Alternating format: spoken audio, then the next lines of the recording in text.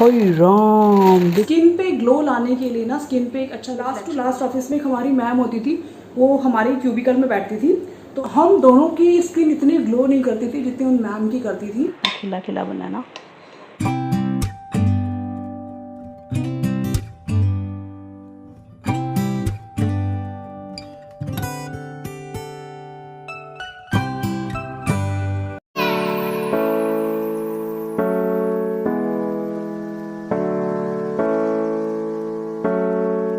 Hey guys, welcome back to my channel. Hope you guys are doing extremely well. और आज की vlog की starting कर रही हूँ मैं मॉर्निंग के नाश्ते से। तो आज मैं बना रही हूँ नाश्ते में साबूदाना। तो साबूदाने के लिए सबसे पहले मैं यहाँ पे मूंगफली को अच्छे से रोस्ट कर लूँगी।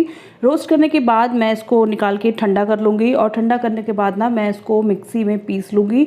इतना पीसना है, मतलब फाइन पाउडर नहीं बनाना, दरदरा पीसना है। उसके बाद मैं यहाँ पे ऐड कर रही हूँ अनियन को थोड़ा सॉटे कर लेंगे। उसके बाद जितनी भी वेजिटेबल्स मैं डालती हूँ, मोस्टली मैं वो वेजिटेबल्स साबूदाना में डालती हूँ। जनरली लोग नहीं डालते हैं, पर मैं डालती हूँ। तो यहाँ मैंने साबूदाना रात को ही भिगो दिया था, देख सकते हैं आप, और ये बहुत ही अच्छे से भीग चुका है। और साइड बाय साइड जो मैंने मूंगफली फ्राई किया था, मैंने उसको भी मिक्सी में पीस लिया है। तो मैंने, देख सकते हैं आप, इतना उसको रखा है दरदरा। थोड़ी सी इसमें मूंगफलियाँ रह गई हैं, तो अच्छा लगता है, उसमें क्रंचीनेस आता है खाते टाइम। और अब बस मेरी सब्जियां भी हो चुकी हैं, तो मैं इसमें सारे मसाले ऐड कर दूंगी। जो भी मसाले आप डालना चाहें आप इसमें डाल सकते हैं। और बस अब मैं यहाँ पे ऐड कर रही हूँ साबूदाना, और सारे मिक्सचर को मैं अच्छे से मिला लूँगी। इसके बाद मैंने जो मूंगफली का जो दरदरा वो बनाया ना पाउडर, उसको भी मैं इसके साथ मिक्स कर दूँगी। और बस अब आपको कुछ नहीं करना, मिक्स कर दीजिए और आपका साबूदाना रेडी। थोड़ा सा टेस्ट को एनहांस करने के लिए मैं यहाँ चाट मसाला डाल रही हूँ, एंड दैट्स इट। चटपटा साबूदाना इज़ रेडी टू ईट।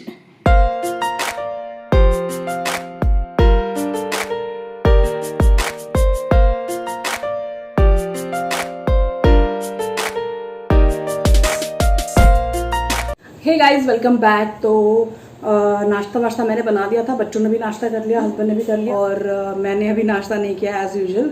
तो 11:30-12 बजने वाले हैं। तो अभी मैं 1 घंटा उत्कर्ष को पढ़ाऊंगी, बिकॉज उसका हिंदी का टेस्ट आने वाला है। तो उसके बाद मैं लंच की तैयारी करूँगी। और तो चलो, मैं तो आपको थोड़ी देर के बाद मिलती हूँ, बिकॉज उत्कर्ष मेरा वेट कर रहा है। तो आप देख सकते हैं ऑलमोस्ट 12 बज गए हैं। तो उत्कर्ष को जस्ट पढ़ाते पढ़ाते मैं अपना नाश्ता भी फिनिश करूँगी, और आपसे मिलूँगी थोड़ी देर के बाद।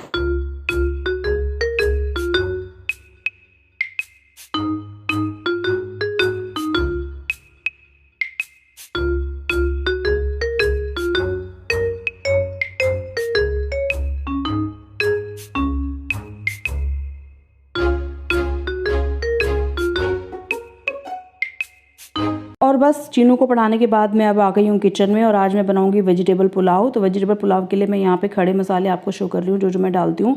तेल मैंने गरम करने के लिए रख दिया है, और साथ के साथ मैंने न्यूट्रेला पहले ही भिगो के रख दिया था।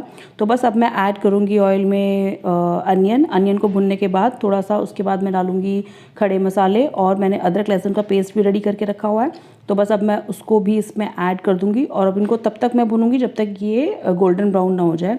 गोल्डन ब्राउन होने के बाद अब मैं यहाँ पर ऐड कर रही हूँ मसाले, सिंपल से मसाले जो आप डेली रोज़मर्रा के खाने पीने में डालते हैं, मैं वही ऐड कर रही हूँ। कोई एक्स्ट्रा अलग से कोई मसाला मैं नहीं डालती हूँ पुलाव में।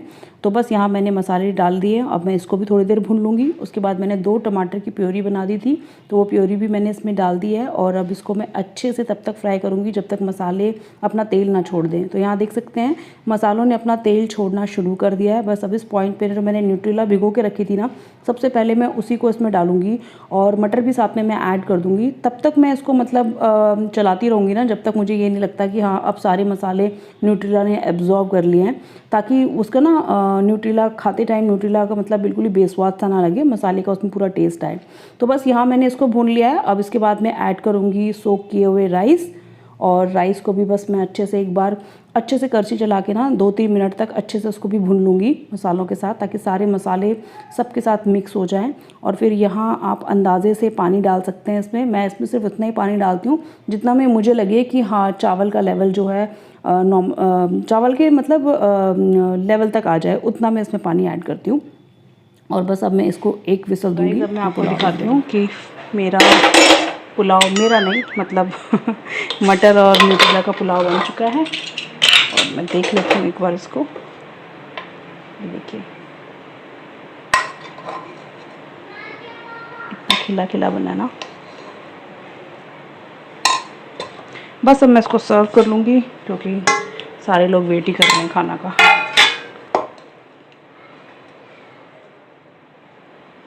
थोड़े से मैं यहाँ पे रख दूँगी खीरे, अनियन, टमाटर और 2 हरी मिर्च, और साथ में मैंने बनाया था बूंदी का रायता भी। और पुलाव के साथ अचार ना हो तो ये कैसे हो सकता है, तो मैंने यहाँ पे अचार भी रख दिया। And that's it for the lunch today.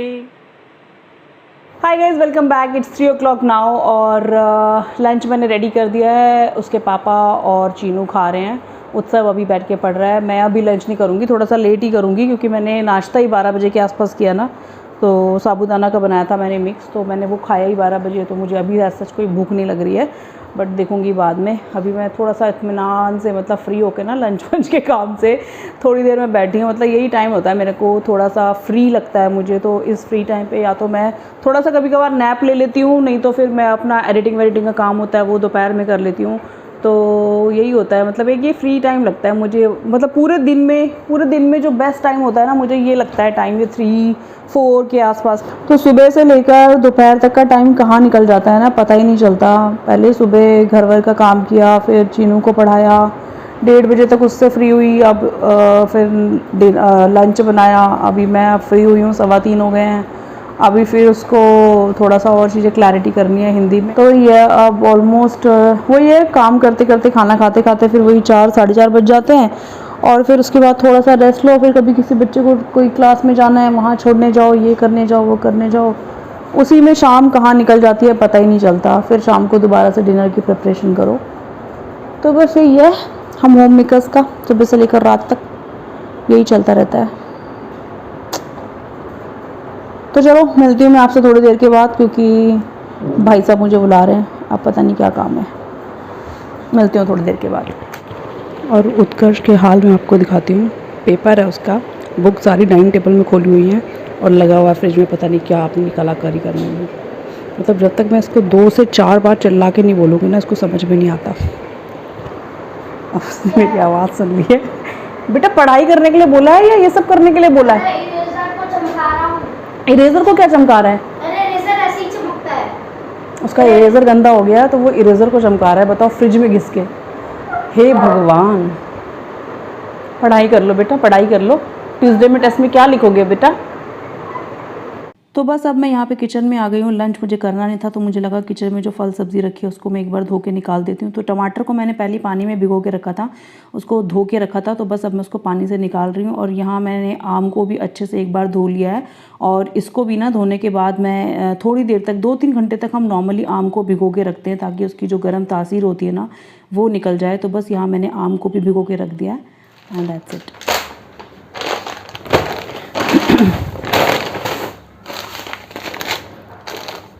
तो यशवंत ना मार्केट गए थे अभी। हम लोग लेते हैं यहाँ पे कोंडली मार्केट है ना, जो लोग नोएडा के लोग हैं उन्हें पता होगा, कोंडली मार्केट है इधर मयूर विहार में।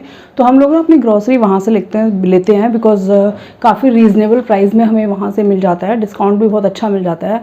और बिग बास्केट और ये सब से मैं नहीं लेती हूँ बिकॉज़ ना पता है मैंने कोरोना के टाइम पर लिया था। तो एक्चुअली में क्या होता था पता नहीं, मेरा एक्सपीरियंस है, कई बार क्या होता था कि ऑर्डर जब प्लेस कर दिया होता है ना, और ऑर्डर जब डिलीवर करना होता है उसके 2-3 घंटे बाद वो ऑर्डर कैंसिल कर देते थे। प्लस 2-4 और चीज़ें थी, जैसे मुझे कुछ स्पेसिफिक चीज़ें चाहिए होती है तो मुझे वो स्पेसिफिक ब्रांड और वो स्पेसिफिक वो नहीं मिलता। जैसे मैं आपको बताऊं, अगर मेरे को ना ये वाला चाहिए, राजधानी दलिया सपोज मेरे को चाहिए होता था, तो उनके पास राजधानी दलिया नहीं होता था, उनका अपना ऑप्शन होता था बिग बास्केट का या फिर वो ग्रोफर्स वाला उसका ऑप्शन। तो फिर ना मुझे समझ में नहीं आता था कई बार, क्योंकि जो चीज़ आपने यूज़ की होती है आपको उसी पे ट्रस्ट रहता है, तो इसलिए मैं ना वहाँ से नहीं लाती हूँ। तो यहाँ पे हम लोग जाते हैं महीने में 1 बार या कई बार 2 बार भी चक्कर लग जाते हैं, तो काफ़ी अच्छे रीज़नेबल रेट पे मिल जाता है। और बस आपको वहाँ पे भी उन्होंने ना अपना सेटअप उसी तरीके से कर रखा है, जैसे बिग बाज़ार वगैरह में जाओ, आप अपना प्रोडक्ट चूज़ कर लिया और आपने अपना बकेट भरा और बिलिंग कर लिया, तो फिर मुझे काफ़ी अच्छा लगता है वहाँ पे। प्लस वहाँ पे हर तरीके की चीज़ें मिल जाती हैं, ग्रॉसरी से लेकर आपको कॉस्मेटिक भी उनका फर्स्ट फ्लोर पे मिल जाता है, सब कुछ, मतलब लेडीज़ से रिलेटेड जितनी भी चीज़ें होती है सब मिल जाता है। तो मुझे तो उनकी शॉप बहुत अच्छी लगती है, तो यही आज यशवंत वहाँ से लेकर आए हैं। एक ये MTR रवा इडली, तो इसकी इडली बनाती हूँ मैं सुबह ब्रेकफास्ट पे, काफ़ी अच्छा टेस्ट लगता है मुझे इसका। और ये मैंने अपने लिए मंगाया कॉर्नफ्लेक्स, क्योंकि आजकल मैं नाश्ते में यही सब कर रही हूँ। और ये थोड़े से मखाने उत्सव वगैरह खाता है, दलिया। और ये मैंने यशवंत को बोला था कि ना सफोला का ओट्स के पैकेट भी लाना, तो दैट कई बार अगर मेरा रात को खाने का मन नहीं हुआ तो मैं ये वाले पैकेट बना के अपने लिए खा लूँगी। और तो वो ले आए, कहते हैं इसको ट्राई कर ले पहले, अगर सही लगे तो ले लें और ले आएंगे। साबूदाना भी मेरा ख़त्म हो रहा था, ये लौंग लाए हैं, टाटा सॉल्ट, ये अगेन सफोला का पैकेट, पोहा, ऐसे छोटी मोटी बहुत सी चीज़ें। कि ये यशवंत को ये वाले बिस्किट बहुत पसंद आते हैं, मैकडी के डाइजेस्टिव बिस्किट अपने लिए लेके आते हैं वो स्पेसिफिक। और जो ये बच्चों के लिए लेके आते हैं कोकोनट। एक ये कभी कोई घर में गेस्ट वेस्ट आ गया तो उनके लिए हम लोग रख लेते हैं, वैसे तो हमारे यहाँ कोई गेस्ट आता नहीं है फॉर अ चेंज। और बेसन ये भी ख़त्म होने वाला था। तो ऐसी छोटी मोटी, होई राम देखना सारी चीज़ें लेकर आए हैं। और जो मैंने मंगाया था ना रस के पैकेट वो नहीं लाए, मतलब बच्चों के बिस्किट ले आए, अपने बिस्किट ले आए, क्योंकि वो उनको खाना है। और जो मेरे को अपना चाहिए था चाय वाय के साथ, मैं रस लेती हूँ, मैं बिस्किट नहीं लेती हूँ, वो ही नहीं लेकर आए। ये तो चालू है यार, अभी पूछती हूँ।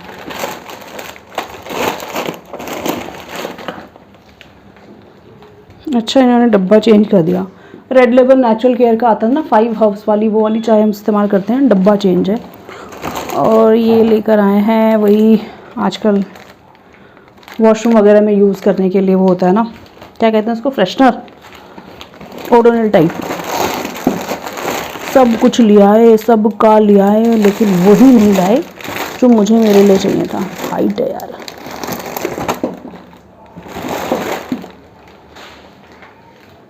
प्रिल बर्तन ज़्यादातर मैं इन्हीं चीज़ों से करती हूँ। तो यार मैं भी ये सारा सामान समेट लेती हूँ, नहीं तो फिर ना ये पैक रह जाएगा तो रह ही जाएगा। लंच मुझे भी करना नहीं, बाद में करना है, तो मैं पहले सारा सामान निकाल देती हूँ।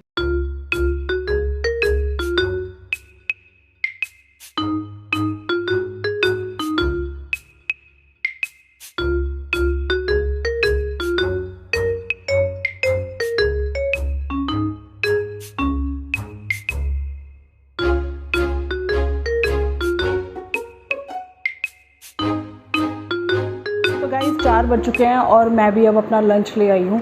और मेरे को ना ये जो पुलाव उलाव होता है ना, मैं जानबूझ के इसमें ना 1-2 विसल ज़्यादा लगा देती हूँ, है ना उत्कर्ष, मज़ा आता है ना। क्योंकि ना मेरे को ना जला हुआ चावल जो होता है, जला हुआ भात जिसे बोलते हैं हम लोग, तो मुझे वो बहुत पसंद है। जैसे जला हुआ पुलाव हल्का सा, मतलब नीचे से, ऐसा नहीं कि बहुत ज़्यादा जला हुआ, नीचे से जैसे वो हल्का सा जला हुआ पुलाव होता है ना, मुझे बहुत ज़्यादा पसंद है। तो मुझे याद है कि ना जब हम छोटे होते थे ना, तो हम अपनी मम्मी को बोलते थे कि मम्मी प्रेशर कुकर में ना 1-2 विसल और आप ज़्यादा लगा दो, ताकि वो फूका हुआ भात मिले मुझे। इवन जो प्लेन वाला चावल होता है ना, उसको भी मुझे ना जला हुआ खाने में बहुत मज़ा आता है। तो किस किस को फूका हुआ पुलाव और फूका चावल पसंद है। उत्कर्ष को भी बहुत पसंद आता है, उसको मेरे साथ उसे भी आदत लग गई है। उसके पापा को नहीं आता, कहते क्या करती रहती है यार। तो मैं कहा यार मुझे अच्छा लगता है ये जला हुआ चावल ना नीचे का, तो इसीलिए मैं एंड का जो होता है ना वो मैं अपने लिए बचा के रख लेती हूँ। हाँ जीनू, तुझे भी अच्छा लगता है ना? तो इन लोगों को ऊपर से निकाल के दे देती हूँ। पर मेरे को जला हुआ सच में बहुत पसंद है। इवन चीनू भी जला हुआ खा लेता है, बट मैं नहीं देती उसको। मेरे पापा को भी पसंद नहीं आता था, तो मम्मी भी ऐसी करती थी, हम लोगों को नीचे से जला हुआ देती थी और पापा को नॉर्मल ऊपर का। लंच कर लेती हूँ फिर मिलती हूँ आपसे। हाय गाइज़, वेलकम बैक। तो रात के बज चुके हैं 10 और मैंने अभी से फिर से व्लॉग स्टार्ट किया है, बिकॉज़ फिर मुझे मतलब दोपहर के बाद तो टाइम ही नहीं मिला व्लॉगिंग करने का, बिकॉज़ उत्कर्ष को टेस्ट की प्रिपरेशन भी करानी थी, उसका टेस्ट है, तो मुझे टाइम ही नहीं मिला। तो डिनर में भी आज मैंने कुछ नहीं बनाया, दोपहर के राइस बचे थे, थोड़े से पुलाव बचा था, तो उत्कर्ष ने तो यही खा लिया। उसके पापा का भी मन नहीं था खाने का, बिकॉज़ मैंने तो खुद ही 4 बजे खाना खाया था, उसके पापा ने भी 3 बजे के आसपास खाया था, तो उनका भी मन नहीं था कुछ खाने का। तो उन्होंने तो अभी कुछ कॉर्नफ्लेक्स वगैरह खा लिया। और मैं भी देखूंगी, अगर मुझे भूख लगेगा तो, अभी तक तो नहीं लगी है, 10 बज गए हैं, लगेगा तो फिर मैं थोड़ा सा कॉर्नफ्लेक्स खा लूँगी।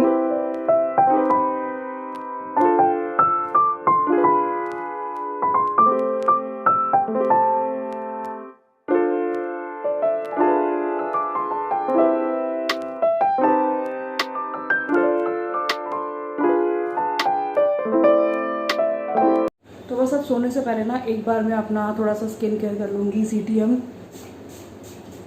तो बस यहाँ थोड़ा सा सेट होने दूँगी।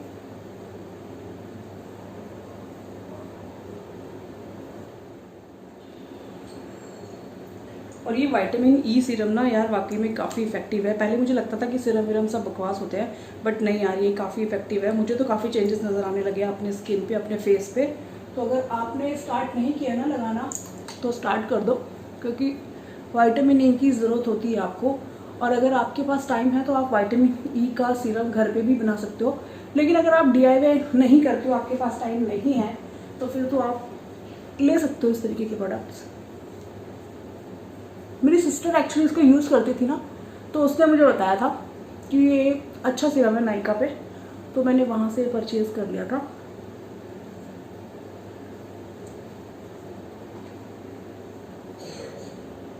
सबसे ज़्यादा मुझे प्रॉब्लम आती है ना, मेरे को ये डबल चिन आ जाती है। तो इस डबल चिन के लिए ना, जब भी आप मॉइस्चराइज़र या इस तरीके का फेस वॉश करके आ रहे हैं, ऐसा कुछ कर रहे हैं ना, इस तरीके से ना सुबह और शाम मसाज ज़रूर कीजिए। मतलब स्किन पे ग्लो लाने के लिए ना, स्किन पे एक अच्छा रिफ्लेक्शन लाने के लिए आपकी बॉडी अंदर से भी हेल्दी होनी चाहिए। हेल्दी डाइट, आप कितना वाटर इनटेक करते हैं, कितने फ्रूट्स खाते हैं, किस तरीके की डाइट आप लेते हैं, ये भी बहुत इंपॉर्टेंट रोल प्ले करती है आपकी स्किन को ग्लो करने में। तो सब मैंने ये लगा दिया। मेरे को याद है, पता है, मेरे एक लास्ट टू लास्ट ऑफिस में एक हमारी मैम होती थी, वो हमारे क्यूबिकल में बैठती थी। तो she was 40+ at that time. तो आप मानोगे नहीं, मैं होती थी उस क्यूबिकल में और एक और मेरे साथ होती थी। तो हम दोनों की स्किन इतनी ग्लो नहीं करती थी जितनी उन मैम की करती थी। तो अब तो पता नहीं वो कहाँ है, कोई कांटेक्ट नहीं है। बट हमने उनको जो देखा था ना, जो मैं उनको ऑब्जर्व करती थी, मैं उनको बोलती थी भी, कॉम्प्लीमेंट भी करती थी कि मैम आपकी स्किन बहुत ग्लो करती है। तो वो मैम सारा दिन, मेरे ख्याल से इतना उनका वाटर इनटेक था ना, इतना वाटर इनटेक था कि मैं बता नहीं सकती हूँ। सुबह से लेकर शाम तक वो कितना पानी पी जाती थी। हम लोग कई बार बोलते भी थे, मैम तो बहुत ज़्यादा पानी पीती है। और हम लोग, मैं और जो मेरी कलीग थी ना, मतलब मुश्किल से 1 लीटर पानी भी ख़त्म नहीं कर पाते थे। और प्लस फ्रूट्स का इंटेक उनका इतना होता था ना, लंच के बाद वो फ्रूट ज़रूर लेती थी, शाम को चाय से पहले वो फ्रूट ज़रूर लेती थी। चाय वो भले स्किप कर देती थी, बट वो फ्रूट ज़रूर लेती थी। और फ्रूट में भी वो मौसमी और वो नहीं होते अनार और ये ऑरेंज, इस तरीके के फ्रूट का इंटेक उनका बहुत ज़्यादा होता था। और उसी से मुझे लगता था उनकी स्किन बहुत अच्छी ग्लो करती है, बहुत अच्छी ग्लो करती थी यार। मतलब बड़ी बात है, 45+ में थी वो, और इतना ग्लो करना, गोरी तो वो थी बट इतना ग्लो करना अलग से ही पता लगता है। जब आपकी स्किन ग्लो करती है ना, अलग से रेडिश और वो ग्लो जो आता है ना, अलग से पता लगता है। तो वो सिर्फ वही है, कहने का मतलब ये है कि सिर्फ बाहरी प्रोडक्ट से और DIY वगैरह ये सब करने से नहीं हो सकता। DIY भी काफ़ी हद तक स्किन को ग्लो करने में हेल्प तो करते हैं, बट इंटरनली आपकी बॉडी बहुत हेल्दी होनी चाहिए। सो स्किन केयर रूटीन के साथ ही मेरा आज का ब्लॉग भी यहीं पे फिनिश होता है। That's it for the day. I hope आपको मेरी आज की वीडियो पसंद आई होगी। अगर पसंद आई तो please give me a big thumbs up and don't forget to subscribe my channel. Thank you, thanks for watching. और हाँ, आप मुझे इंस्टाग्राम पर भी फॉलो कर सकते हो। मेरा इंस्टाग्राम हैंडल है यूस्टेक्रिएशन। Thank you, thanks for watching. Whenever your heart is broken